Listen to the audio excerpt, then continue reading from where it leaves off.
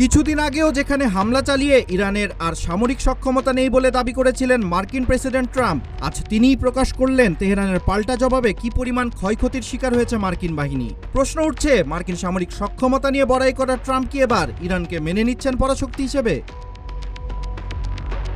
মার্কিন আগ্রাসনের জবাবে করা ইরানের ব্যালিস্টিক ক্ষেপণাস্ত্র ও ড্রোন হামলায় জর্ডানে 2 মার্কিন সেনা নিহত এবং আরও একজন নিখোঁজ হওয়ার ঘোষণা দিয়েছে যুক্তরাষ্ট্রের সেন্ট্রাল কমান্ড। এর কয়েক ঘন্টার মধ্যেই প্রেসিডেন্ট ট্রাম্পের নির্দেশে ইরানের বিরুদ্ধে নতুন করে বিমান হামলা চালায় যুক্তরাষ্ট্র। সেন্টকম জানিয়েছে, টানা 8ম রাতের এই হামলার লক্ষ্য ছিল হরমুজ প্রণালীতে ইরানের সামুদ্রিক সক্ষমতা দুর্বল করা এবং জর্ডানে মার্কিন সেনাদের উপর হামলার জন্য দায়ী আইআরজিসিকে শাস্তি দেয়া।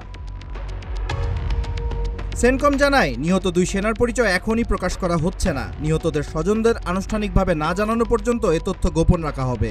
পাশাপাশি একই হামলায় আহত 4 মার্কিন সেনাকে জর্ডানের হাসপাতালে নেওয়া হলেও পরে তাদের ছেড়ে দেওয়া হয়েছে বলে আরও জানায় মার্কিন কেন্দ্রীয় সংস্থাটি। চলতি সংঘাতে মার্কিন সেনা নিহতের সংখ্যা বেড়ে 16 জনে দাঁড়িয়েছে এবং আহত হয়েছেন 420 জনের বেশি। এদিকে ইরানের রাষ্ট্রীয় গণমাধ্যমের দাবি, যুক্তরাষ্ট্রের হামলার জবাবে জর্ডানের আল আজরাক ঘাঁটিতে হামলায় অন্তত 2 মার্কিন যুদ্ধবিমান ধ্বংস করেছে আইআরজিসি। তবে এ দাবি স্বাধীনভাবে যাচাই করা যায়নি এবং সেন্টকমও এ বিষয়ে মন্তব্য করতে রাজি হয়নি। ট্রাম্পের নির্দেশে ইরানে আবারও হামলার পর দেশটির সর্বোচ্চ নেতা মোস্তফা খামেনি লিখিত বিবৃতিতে বলেন, যুক্তরাষ্ট্র বারবার সমঝোতা লঙ্ঘন করে প্রমাণ করেছে প্রেসিডেন্ট ট্রাম্পের স্বাক্ষর সম্পূর্ণ মূল্যহীন, এর কোনো বিশ্বাসযোগ্যতা নেই।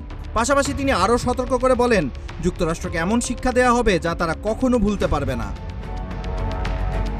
মার্কিন সেনা নিহতের ঘটনার পর মধ্যপ্রাচ্যে অবস্থানরত মার্কিন নাগরিকদের জন্য বাড়তি সতর্কতা জারি করেছে যুক্তরাষ্ট্র। তবে হরমুজ প্রণালী বন্ধ রেখেছে ইরান, আর যুক্তরাষ্ট্র ইরানি বন্দর অবরোধ কার্যকর রেখেছে। জুনে হওয়া অন্তর্বর্তী যুদ্ধবিরতি কয়েক সপ্তাহের মধ্যেই ভেঙে পড়ার পর 2 দেশের সংঘাত আবারও তীব্র হয়েছে। এখন প্রশ্ন, কতদূর গড়াবে মধ্যপ্রাচ্যের চলমান এই সংঘাত?